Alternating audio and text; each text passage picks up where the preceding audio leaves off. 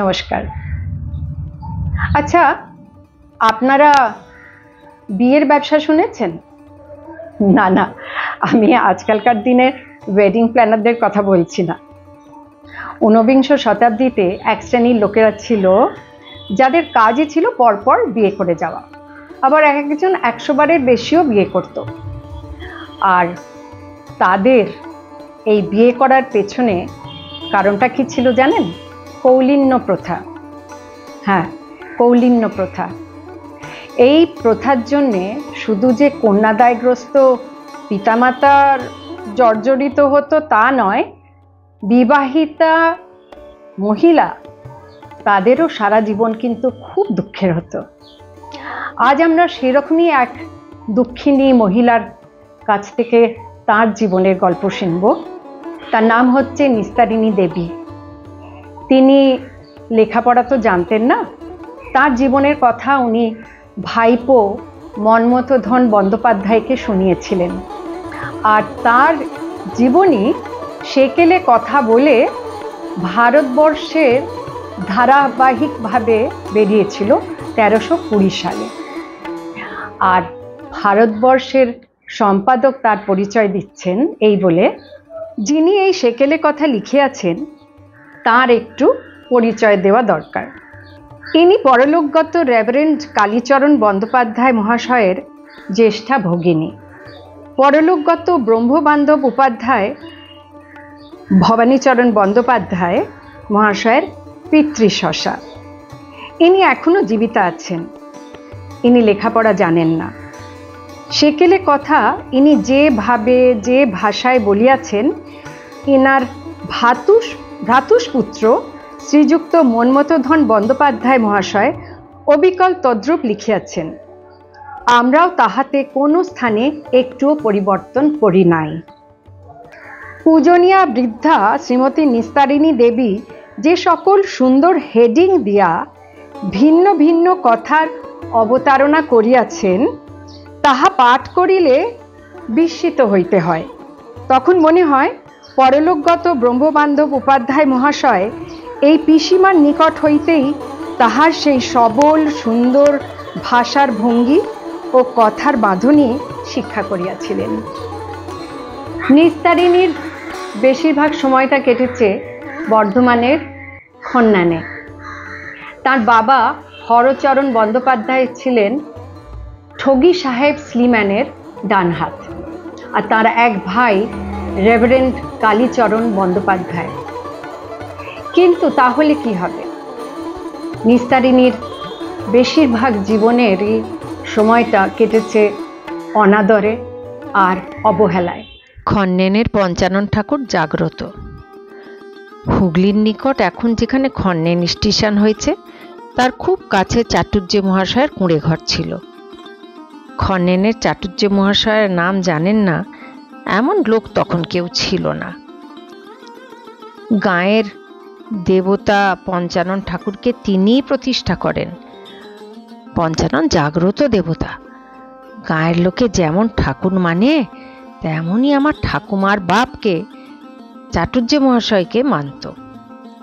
চাটুর্যে মশাই পঞ্চানন ঠাকুর পূজা করে যা কিছু পেতেন তাতে তাদের দুঃখ ঘুচত না।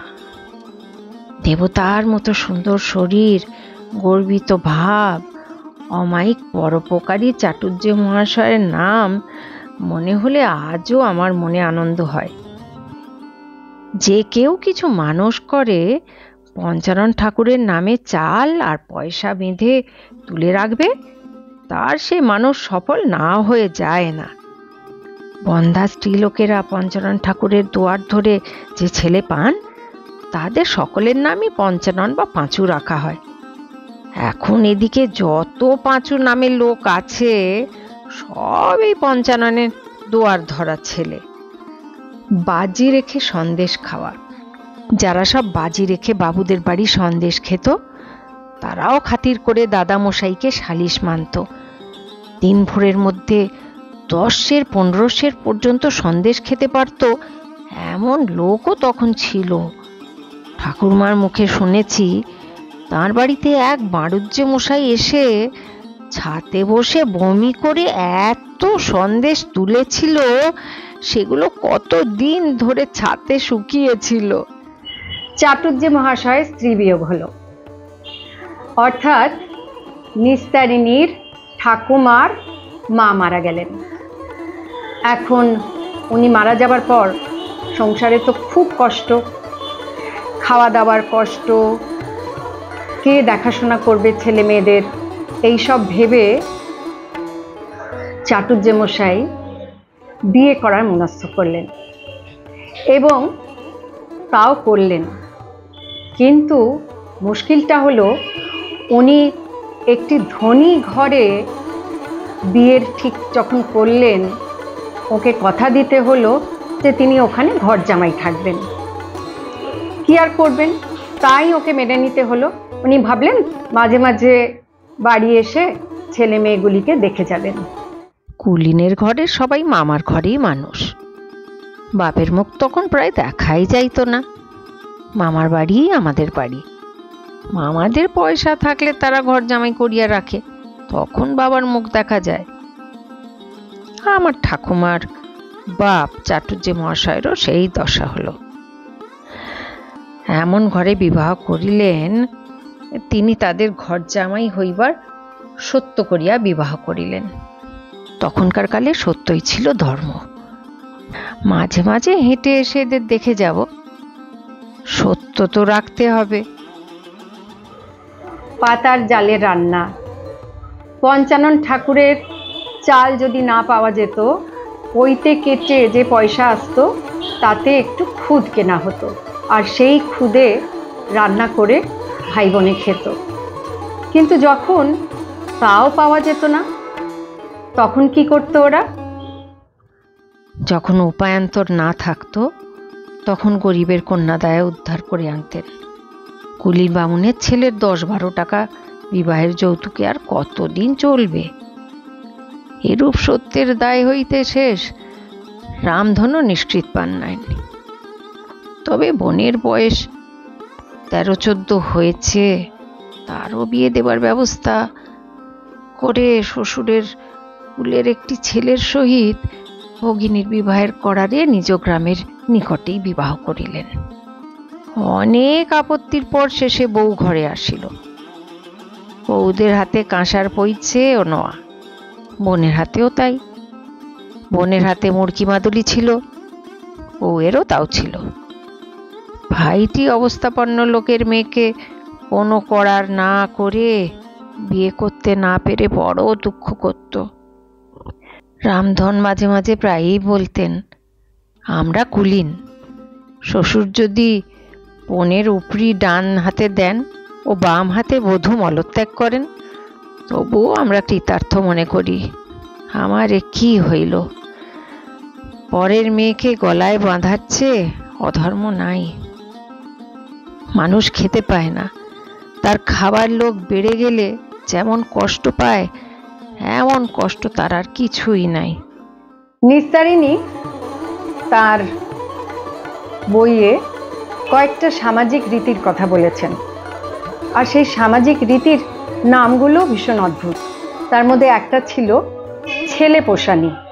যাদের জমি জমা আছে অথচ খাবার লোক নাই, বাড়িতে ছেলে নাই, তারা যখন 2-3 সংসার করিয়া পুত্রের মুখ না দেখিতে পাইয়া আসন্নকালে পিণ্ডের প্রত্যাশায় হতাশ হয়, তখন যাদের বেশি ছেলেপিলে থাকতো তাদের ঘর থেকে ছেলে পোষানি নিত। পইতে দিয়া এই ভিক্ষাপুত্র পাকা করে নেওয়ার প্রথা তখন ছিল। পইতার সময় ন্যাড়া মাথায় বিবাহ দিয়া কন্যা থাকিলে ঘর জামাই করিয়াও অনেকে পুত্রের স্বাদ মিটাইত। এখনো বড় ঘরে এই ভিক্ষাপুত্র দেওয়াতে অনেকে কিছুমাত্র অপমান বোধ করে না। ছেলে কেনা ছেলে বেচা যেমন তখন ছিল, বাছুরের পোষানির মতো ছেলে পোষানি ভিক্ষাপুত্র প্রভৃতি তখন বেশ চলিত। নিস্তারিণী তার ঠাকুমা জগদম্বাকে খুব ভালোবাসতেন, যদিও তার যা বর্ণনা দিয়েছেন সেটি ভারী মজাদার। জগদম্বা আমার ঠাকুমা, তার যেমন রূপ তার উল্টা স্বভাব। আমার কিন্তু ঠাকুরমাকে বড় ভালো লাগতো। তিনি যাকে যা বলে গাল দিতেন তাই ফলতো, আবার যাকে যা বলে আশীর্বাদ করতেন তার তাই ফলতো। লক্ষ্মী ঠাকুরের মতো তার চুল গোছা, পিঠ জুড়িয়া পড়িয়া থাকিত। রূপের গরবে তিনি কখনো গর্বিণী হন নাই, তবুও তাঁর দুধে আলতার মতো রূপের তুলনায় পাড়ার লোকেরা সুন্দরীর উপমা দিত। তখন জামাই আনিতে বিশেষ কোনো নিমন্ত্রণ করিতে হইত না, জামাই নিজের গরজে আসিত। জামাইয়ের খরচ কম হইয়া আসিলেই সে এক শ্বশুর বাড়ি হইতে অন্য শ্বশুর বাড়ি আসিত। তখনকার জামাইয়েরা মাথায় পুঁটুলি, হাতে লাঠি, কাঁধে গামছা, পায়ে এক পা ধুলা লইয়া মরমর করিয়া বাড়ির ভিতর ঢুকিয়া পড়িত। প্রথম তাড়না, পরে যত্ন, ইহাই জামাই আদর। মেয়ে ছেলে মাটির ঢেলা টপ করে নিয়ে জলে ফেলা, তাই তো ছিল তখনকার দিনে। মেয়ে জন্মানোর মানে ছিল বাড়িতে আবর্জনা হওয়া, আর সেই জন্যেই বাবা মা যত তাড়াতাড়ি বিয়ে দিতে পারতো তখন তাহলে হাঁপ ছেড়ে বাঁচত। কিন্তু কেমন হতো সেই বিয়ে? নিস্তারিণীর গল্পে এই তখনকার কুলীন সমাজের যে বিয়ে রকম হতো তার একটা নিষ্ঠুর বিবরণ পাওয়া যায়।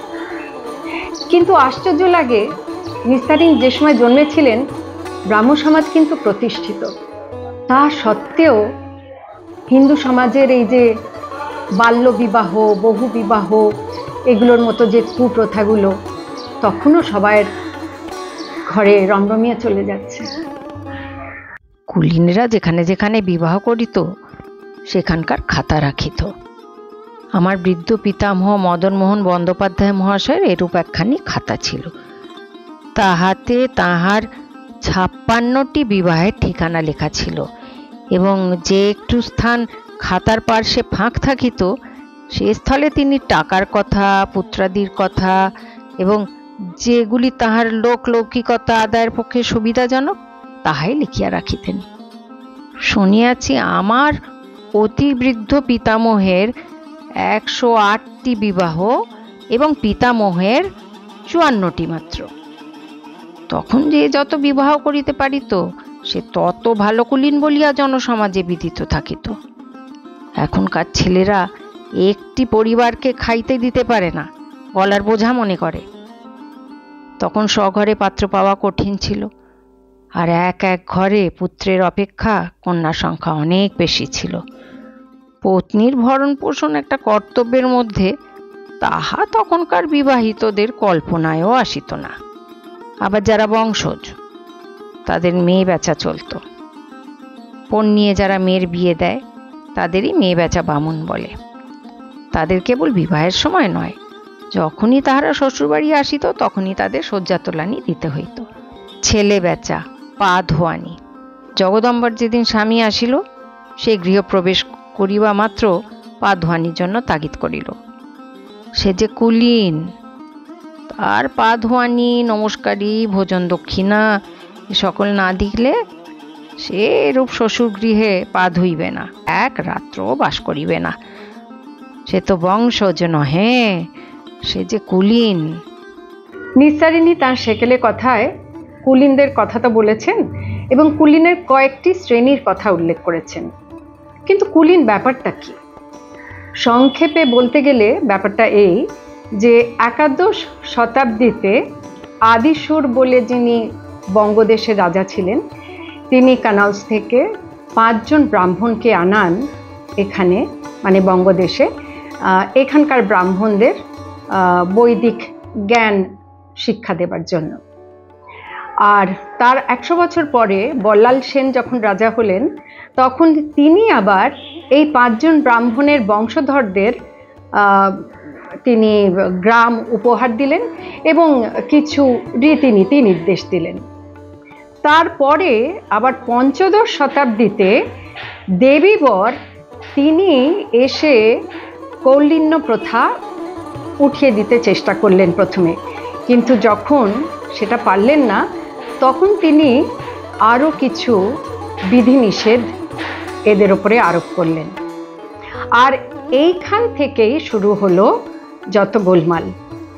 কারণ এই যে বিধিনিষেধ উনি আরোপ করলেন, এতে বিশেষ করে বিবাহের ক্ষেত্রে, তাতে মহিলাদের তো প্রচণ্ড একটা দুঃখের জীবন থাকতই, আর তার সঙ্গে কুলীন যে পুরুষ যারা হতেন তারা শুরু করলেন বিবাহ নামে ব্যবসা।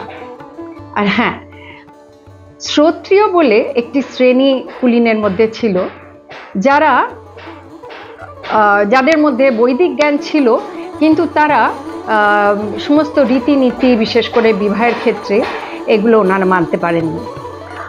আরেক শ্রেণী ছিল বংশজ বলে, যাদের আমরা সোজা কথায় বলতে পারি ভ্রষ্ট কুলীন। আবার যে সে কুলীন নহে, সকৃত ভঙ্গ, নিজের কুল ভাঙিয়া পরের মেয়ের বাপের কুলের উদ্ধার করিবার জন্য দৃঢ়ব্রত। আমাদের দেশের মধ্যে যাহারা নিজের ধর্ম ত্যাগ করিয়া পরধর্ম গ্রহণ করিয়াছে এবং চৌমাথায় দাঁড়াইয়া অন্য সকলকে সেরূপ করিতে ডাকে, তাদের দেখিলেই আমার মনে হয় তারা বুঝি সকৃত ভঙ্গ, নইলে এত পরোপকারী লোক মনুষ্য সমাজে দেখা যায় না। এবার ঠাকুমার বিয়ের গল্প শোনাচ্ছেন নিস্তারিণী। হলোই বা অভাবের সংসার, অরক্ষণীয়া মেয়ে তো বাড়িতে রাখা যায় না, তার বিয়ে তো দিতেই হবে। কাজেই ঘটি বাটি বেচেই ঠাকুমার বিয়ে হলো।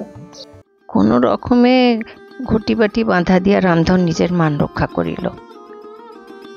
জগদম্বা স্বামীকে দেখিয়া যেন নূতন মানুষ হইয়া গেল। তার স্বভাব সেদিন লক্ষ্মী ঠাকুরুনটির মতো কোমল হইয়াছিল। তার স্বামী যতক্ষণ ছিল, সে ঘুমটা দিয়া তাহারই আশেপাশে ঘুরিতেছিল। দিবাভাগে স্বামী দর্শন শাস্ত্র বিরুদ্ধ বলিয়া সে যেন সেই সুন্দর সুপুরুষকে অভীষ্ট দেবতার মানসিক ছবির মতো মনে দেখিয়া লইয়াছিল। কেবল তার বড় রাগ হইয়াছিল যে ছেলেদের সকলের একখানি থালা আজ বাঁধা পড়িল, তাহাদের খাইবার পাথর দুইখানি আজ বন্ধক পড়িল, তাহাদের হাঁড়ির ভিতরে 6 আনার পয়সা খরচ হইয়া গেল। কড়ি রান্না হইতে লাল পেড়ে শাড়ি কাপড়খানিও জামাই লইয়া যাইতে ভুলে নাই। রাত্রে যখন স্বামীর মান রক্ষার জন্য তাহার হাতের নোয়া গাছটি রাখিয়া কইঁচে ও মুরকি মাদুলি খুলিয়া দিয়া সে স্বামীর মান রক্ষা করিল, তখন কিন্তু জগদম্বার মনে বড় আহ্লাদ হইয়াছিল যে সে যে স্বামীর কাজে লাগিয়াছে, স্বামীর উপকার করিয়াছে, এই ভাবিয়া সে নিজেকে কৃতার্থ জ্ঞান করিয়াছিল। কিন্তু দাদা মহাশয় এখনো আরো কিছু বাহির হইতে পারে কিনা দেখিবার জন্য একটি উপায় করিলেন। তিনি মনে ভাবিয়াছিলেন আরো কিছু আছে। প্রথম চোটেই ঘটি বাটি বাঁধা দেওয়ায় তার অবিশ্বাস জন্মিয়াছিল। দাদা মহাশয়ের মন ঠাকুরমার দিকে ঝুঁকিয়াছিল। তাই তিনি আর্ধেক রাস্তা হইতে ফিরিয়া ভাঙা চালের ফাঁক দিয়া দেখিতে লাগিলেন যে ঘটি বাটি বাঁধা দিয়া তারা এখন কিসে করিয়া ভাত খায়, তাহলে সকল ঢং ধরা পড়িবে। দাদা মহাশয়ের দেখিয়া শুনিয়া সুবুদ্ধি আসিল। তিনি দেখিলেন জগদম্বা ছেঁড়া আঁচল পাতিয়া ভাত খাইতেছে ও চক্ষের জলে তাহার বুক ভাসিয়া যাইতেছে। আজ সেই শিবের মতো চেহারাটি সত্যি সত্যি শিব হইয়া গেল। সে ভাবিল ওইখানেই থাকিব, এমন গুণের স্ত্রী আর কোথায় পাইব? অন্য সকল স্থান হইতে যাহা কিছু সংগ্রহ করিব এইখানেই দিব। নিস্তারিণীর বাবা হরচরণ বন্দ্যোপাধ্যায় যখন লিখতে শিখলেন, তখন লেখা আরম্ভ করলেন তালপাতায়, তারপর কলা পাতায় লিখতে হবে। কিন্তু বাড়িতে কলা গাছ না থাকাতে দাদামশাই অশ্বত্থ পাতা দিলেন লেখার জন্যে। আর সেই সময় সংসারে অভাব অনটন খুব, কাজেই দাদামশাইকে আবার রোজগার করতে হবে। উনি বেরিয়ে পড়লেন। রোজগার মানে বিয়ে করতে যাওয়া, তবেই তো রোজগার হবে। দাদামশাইয়ের সকল শ্বশুরবাড়ি ঘুরিয়া আসিতে 8-9 বৎসর কাটিয়া গেল। বাড়িতে যে দুঃখ সেই দুঃখ, সংসার অচল। রামধন ও জগদম্বা ভাই আর বোনে পরামর্শ করিয়া হরচরণের পৈতা দিল। পৈতার ভিক্ষা তখনকার দিনে অতি অল্প, চাউল, সুপারি, পৈতা ও পয়সা মাত্র। তখন যাহা বড় গরিবের ঘরে দুঃখের ভিক্ষা ছিল, এখনো সেই প্রথাটিতে অনেকের মনে গর্বের ভাব হয় যে আমার ছেলের পৈতায় এত টাকা উঠিয়াছে।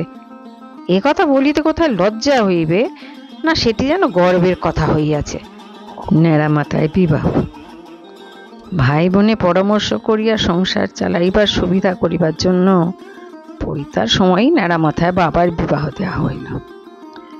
হরচরণের প্রথম বিবাহ হইল ফরেশডাঙ্গায়। বধূমাতা ক্ষেত্রমণি কালীপ্রসাদ চট্টোপাধ্যায়ের জ্যেষ্ঠা কন্যা।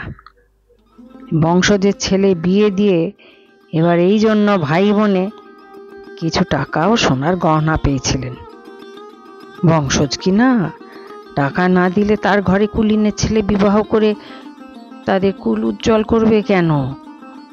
গরিব ভাই বোনে বাপকে না জানিয়েই হরচরণকে খন্নেন থেকে ফরেশডাঙ্গায় নিয়ে গিয়ে বিয়ে দিয়ে যে টাকা পেয়েছিলেন, তাতে তাদের অচল সংসার কিছুদিন সচল হইয়াছিল।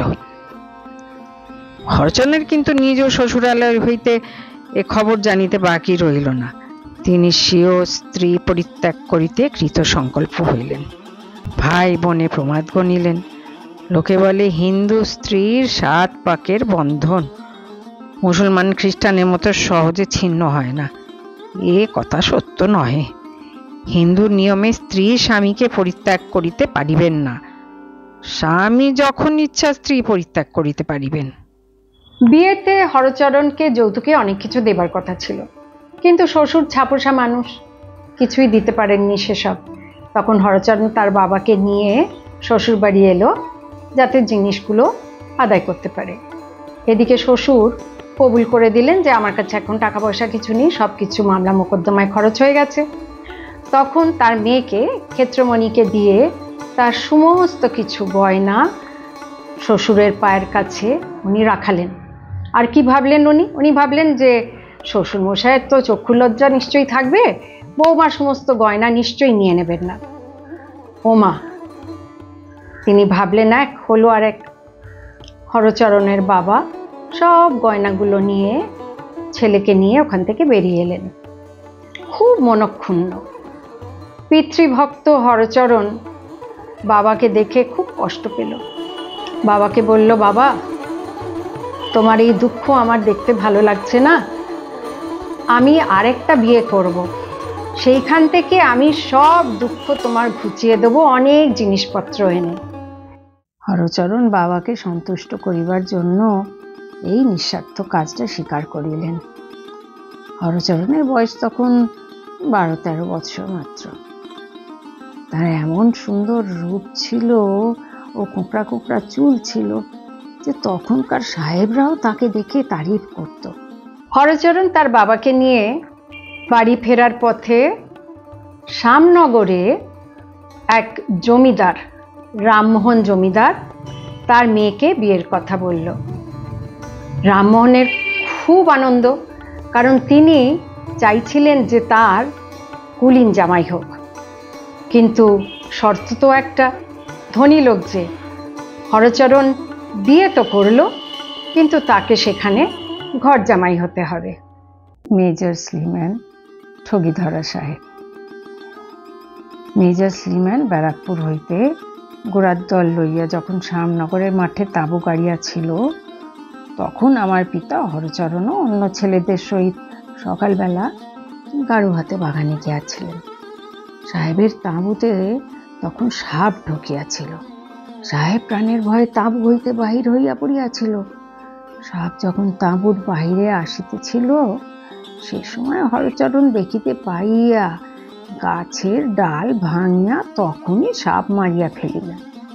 হরচরণের গোড়াদের মতো সুন্দর চেহারা, সৌম্যমূর্তি ও সৎসাহস দেখিয়া স্লিম্যান সাহেব তখন তাহাকে নিকটে ডাকিলেন। তখন হরচরণের বয়সে 17 বৎসর। রামমোহনের মৃত্যুর পর তাহার দুর্দশার কথা শুনিয়া সাহেব হরচরণকে স্বীয় সহকারী লেখকের কার্য দিয়া তাহাকে আহত সৈনিকের ডুলিতে চড়াইয়া লইয়া গেলেন। হরচরণ বাড়িতে কোনো সংবাদ না দিয়া এরূপ ভাবে নিরুদ্দেশ হইলে জগদম্বা ও রামধন পরামর্শ করিয়া ফরেশডাঙ্গার ক্ষেত্রমণি ও শ্যামনগরের চন্দ্রমণি দুই গর্ভবতী বধূমাতাকে লইয়া আসিল। আর দুই বউয়ের বিকন্যা হইল। পুরাতন আম গাছ বেচিয়া আর সংসার চলে না দেখিয়া বউদের গহনা ছোট হইয়া গিয়াছে, পাঁজর আর পরা ভালো দেখায় না ইত্যাদি বলিয়া ছুতাই নাতাই সেগুলি বন্ধক দিয়া সংসার খরচ চলিল। এদিকে মদনমোহনের শ্বশুরালয় হইতে তাহার অকাল মৃত্যুর সংবাদ পাওয়া গেল। নিস্তারিণীর পিতা হরচরণকে শুধু দেখতেই ভালো ছিল না, তার শক্তি ও সাহসিকতার পরিচয় নিস্তারিণী দিয়েছেন তার বইতে। হরচরণ শ্রীম্যান সাহেবের সঙ্গে যখন সারণ ছাপড়ায় বদলি হইলেন, তখন সেখানে দরিয়ার কুম্ভীরের উপদ্রব দূর করিতে ও ঠগীদের অত্যাচার দমন করিতে তাহার উপর ভার পড়িল। নদীতে যদি কোনো স্ত্রীলোক গহনা পরিয়া নামিত, তাহাকে কুম্ভীরে কোথায় লইয়া যাইত, শেষে তাহার মৃতদেহ ভাসিয়া উঠিত। হরচরণ বুঝিলেন ইহা কুম্ভীর নহে, ইহা ঠগীদেরই কীর্তি। তিনি একদিন স্ত্রীলোকের পোশাক ও গায়ে গহনা পরিয়া জলে নামিলেন। জলে নামিবার পরেই তাহাকে কে যেন জড়াইয়া ধরিল ও গভীর জলে টানিয়া লইতে লাগিল। হরচরণ দড়ি টানিয়া ইঙ্গিত করিলেন ও সেই লোকটাকে জড়াইয়া ধরিলেন। ডাঙায় উঠিলে সকলে দেখিল হরচরণ একজন ঠগীকে টানিয়া আনিয়াছেন। হরচরণ রাগের মাথায় তাহাকে এক ৮২ শিক্ষার ওজনে চড় মারিলেন। সে এক চড়েই সে ধরাশায়ী হইল। নিস্তারিণীর জন্ম গোরখপুরে। তার বাবা হরচরণ তো ঠগী সাহেব শ্রীম্যানের সঙ্গে ঘুরে বেড়াতেন। আর এদিকে নিস্তারিণী জন্মের পর বাবার মাইনে বাড়ে, সেই জন্যে বাবা আদর করে তার নাম নিস্তারিণী রাখেন। কিন্তু নিস্তারিণী কিন্তু নিজেকে ভীষণ অপয়া মনে করতেন, তার কারণ তার জন্মের পরপরই মায়ের ৩ জন মেয়ে মারা যায়।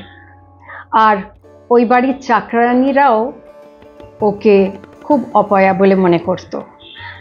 তাই তিনি নিজেও দুঃখ করে বলেছেন, আমি যেখানে আশ্রয় পেয়েছি আমি সেখানে তাদের খেয়েছি।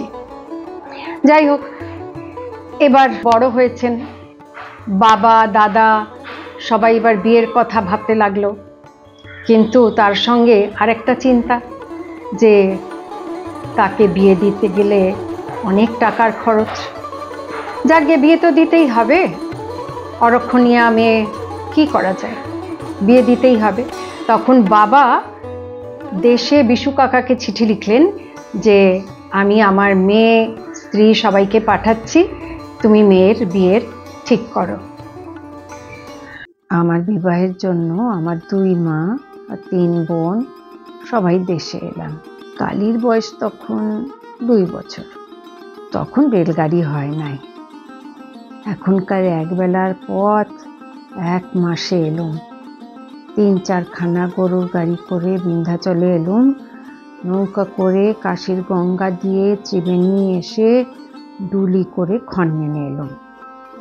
বিশু কাকা অনেক খুঁজেও ঘরে পাত্র পান না। শেষে খানাকুল কৃষ্ণনগরের এক সকৃত ভঙ্গ কুলীনের সঙ্গে বিবাহের ঠিক হইল। তার কিন্তু 30-40টি বিবাহের খবর পাওয়া গেল। আমার যার সঙ্গে বিবাহ হইবে তার বাপ বড় গরিব, বয়স তখন 25 বৎসর।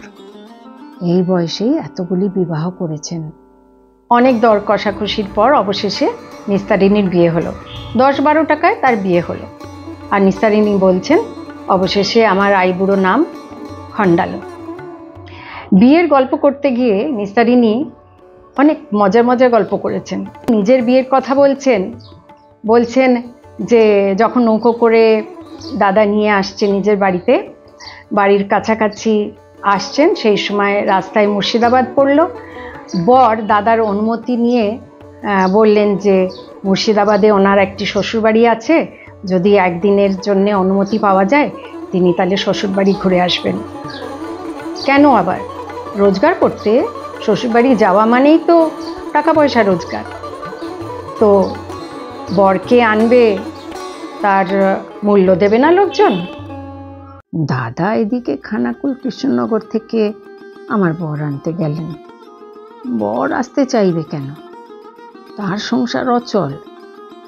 মাসে 5 টাকা দিবার পাকা বন্দোবস্ত করে তবে তাকে রাজি করা হলো।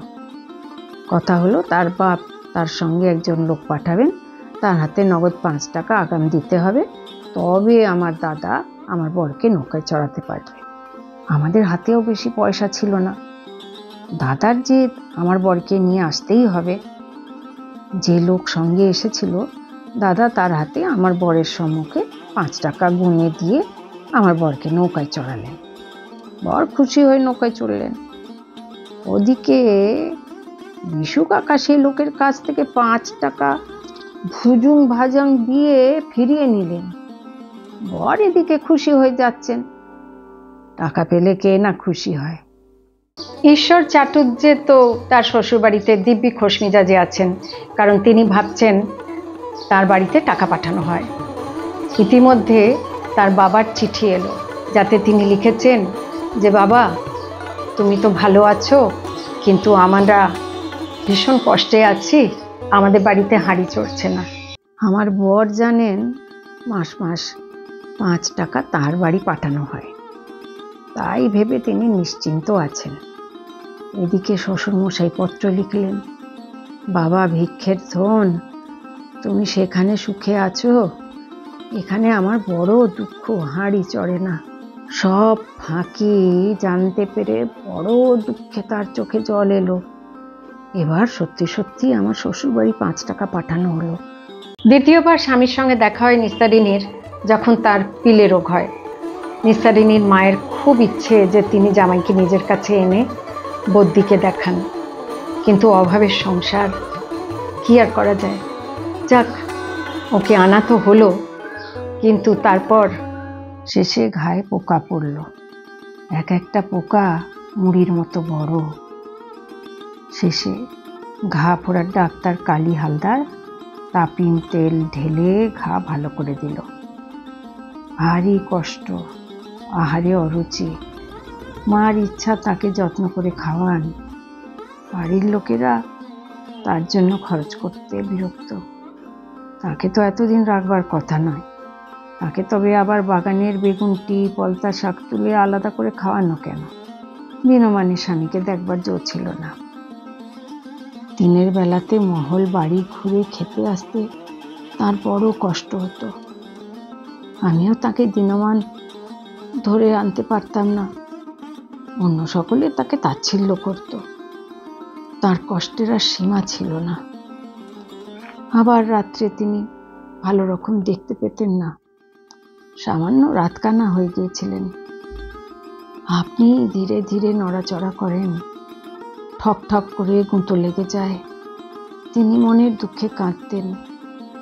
ছেলে আসুর নাম করে যেন ছেলের জন্য মন কেমন করছে এই ছুতা করে কাঁদতেন। এরপরেই আমরা জানতে পারি যে নিস্তারিণীর স্বামী ঈশ্বর চাটুর্যে মারা যান। দেবীচরণ ছুটি নিয়ে বাড়ি আসছেন। কলকাতায় চিঠি এসেছে, শ্বশুর লিখেছেন আমার স্বামী হঠাৎ মারা গেছেন। আর আমার সব ফুরিয়ে গেল। আমি শুনে চুড়ি খুলে শুধু হাত করে কাঁদতে লাগলাম।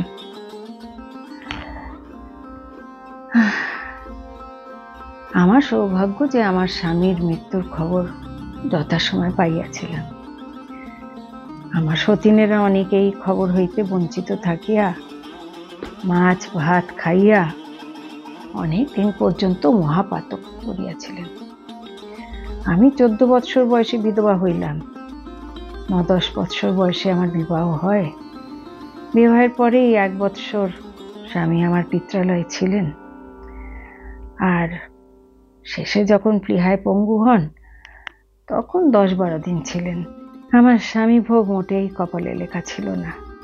অনেক দিন পরে যখন কালীঘাটে গিয়েছি, তখন একজন আমারই মতো বুড়ির সঙ্গে ভাব হলে পরিচয় নিয়ে জানলাম সে আমারই মতো হতভাগানী, সে আমারই সতীন। সে এখনো জানে না তার স্বামী মরেছেন কি বেঁচে আছেন।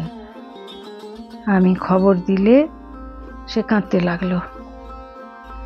কান্নাটা তার ভিতর থেকে বেরোচ্ছে বলেই বোধ হলো। বিয়ের পর কিন্তু সে স্বামী কেমন তা একদিনও দেখে নাই। সেসব দুঃখের কথা এখন মনে হলে হাসি পায়। এরপর নিস্তারিণীর বাবাও মারা গেলেন। স্বামী হারা পিতৃহারা নিস্তারিণী এবার বলছেন, বাবা কারো চিরদিন থাকে না, স্বামীও চিরদিন বেঁচে থাকেন না, কিন্তু ছেলেবেলায় বাপ মরে যাওয়া বড়ই কষ্টের। স্বামী কেমন দেখলুম না, স্বামী স্বর্গে গেলেন। এ সকল দেখে শুনে যে মরণ বাচন তৈয়ারি করেছে তাকে গাল দিতে ইচ্ছা করত। আমরা সংসারে জড়িয়ে পড়লে মরণকে ভয় করি, কিন্তু সংসার আরম্ভ না করে মরণের দাগা পাওয়া বড় কষ্ট। আমি বিধবা হলাম, আমার দুঃখের আরম্ভ হলো। নিস্তারিণীর জীবনের নৌকো এখন একবার এ ঘাটে একবার সে ঘাটে করতে থাকলো। উনি যে সংসারেই যান সেখানে রাঁধেন বাড়েন, ছেলেপুলেদের দেখেন, আর তিনি তাই জন্যই বলছেন, আমি যে চাকরানি সেই চাকরানি। আর দরজায় দরজায় উনি আশ্রয়ের জন্য ঘুরেছেন, কারণ উনি জানতেন যে যেখানেই যাবেন সেখানে কাজ তো ওনাকে করতেই হবে। আশ্রয়ের পরিবর্তে তাকে শ্রম দিতে হবে, কিন্তু তার বদলেও উনি কোনো কৃতজ্ঞতা ভালোবাসা পাননি। পেয়েছেন সেই তাচ্ছিল্য আর অবহেলা। ভাইপোদের লালন পালন করে মায়া জন্মালো, ছাড়তে পারি না। বউ বড় হয়ে কষ্ট দিতে লাগলো। বউ কুটোটাও নাড়ত না, একাদশী উপবাস করে কাজ করতে হতো। আমার জ্বর হলো। সত্যি দাদা বলেছিলেন, বিধবার আবার ব্যারাম কি? তাই কি করি, মরে মরে রাঁধি আর কাঁদি। বড়বাজারে গঙ্গার ধারে দাদা যখন বাড়ি কিনলেন, তখন আমার অবস্থা আগেও যেমন তখনও তেমনই। চাকর বাকর পর্যন্ত বউয়ের দেখা দেখি আমাকে তাচ্ছিল্য করত। আমার রাত্রে খাবার কোনো বরাদ্দ ছিল না। চাকরকে কাঠ চেলিয়ে দিতে বললে বলতো আপ সে ফাড়লেও। আমাকে সব কাজ করতে হতো। যখন বড় অসহ্য হতো কালীকে চিঠি লিখতুম। গোপালের বাসায় গেলুম, এক ঘর ভাড়াতে ছিল। তাদের সকলের রান্নাও একসঙ্গে হতো, সকলকেই 6 টাকা করে দিতে হতো। আমি আলাদা রাঁধতে লাগলাম। তারা উনুন ছেড়ে দিত অনেক দেরিতে। আলু ভাতে ভাত রোজ রোজ অবেলায় খাওয়ায় আমার রক্তমাশা হলো। কালী 12 টাকা বাড়ি ভাড়া করে আমায় কলকাতা আলাদা রেখে দিলে। ছোট ভাই তাড়ি নিয়ে এসে বললে, দিদি আমায় বউ নিয়ে থাকতে একটু জায়গা দাও। আমি তাকে দুঃখিত দেখে থাকতে বললাম। তারিণী বউকে নিয়ে আমার কাছে রইল। সবার খরচে কালী দিতে লাগলো। আমার কষ্ট আবার আরম্ভ হলো। আজ বউ বলে, বাজার ওর হাতে দেওয়া কেন, আরও কম খরচে হতে পারে। কেন এত কাঠ পড়ে, তেল বেশি লাগে কেন, হাঁড়ি কেন ভাঙে। এইভাবে নানা রকম তাড়না করে আরম্ভ করে। বউ প্রসব হতে বাপের বাড়ি গেল। ষষ্ঠী পূজার দিন 21 দিনের ছেলে আমায় লালন পালন করতে দিল। বউ ছেলে নেবে না, ছেলে আমার নেয়াটাও হয়ে গেল। ছেলের উপর আমার মায়া জন্মে গেল। আমার ভেতরের গর্ব যেন সব জল হয়ে গেল। বউ যা বলে তাই করি। আত্মপোড়া ছেলের মায়ায় পড়ে গিয়ে আমার দুর্দশার সীমা রইল না। শেষে কোথা থেকে যেন সহ্য করবার শক্তি এলো। এই ছিল নিস্তারিণীর সেকালে কথা, যেখানে উনি ওর নিজের জীবনের কথা তো বলেইছেন, তার সঙ্গে সমাজের ছবিটাও তুলে ধরেছেন। 19 শতকের শেষে কৌলিন্য প্রথা প্রায় বিলুপ্ত হয়ে যায়। তার অনেকগুলি কারণ অবশ্য ছিল, তবে তার প্রধান কারণ অবশ্যই রামমোহন ও বিদ্যাসাগরের লড়াই। এক লেখাপড়া না জানা বাল্য বিধবা, যার বেশিরভাগ জীবনের সময়টা কেটেছে অবহেলা, তাচ্ছিল্যে, তিনি কিন্তু কখনো এটা মনে করছেন না যে এটাই ভগবানের কাছে তার প্রাপ্য ছিল। তিনি তার অদৃষ্টকে দোষ দিয়েছেন, কিন্তু তার সঙ্গে এই প্রশ্নগুলোও করেছেন যে যে সংসার করেনি, সেই সংসার করতে যাবার আগেই তার জীবন শেষ হয়ে যায়, এটার কি কোনো মানে আছে?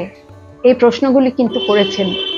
এবং তিনি শেষ বয়সে তার ভাইপোকে যখন তার জীবনী বলছেন, কাশীর এক ছোট্ট ঘরে বসে সেখানে এত সুন্দরভাবে এই বর্বর প্রথার বর্ণনা দিয়েছেন।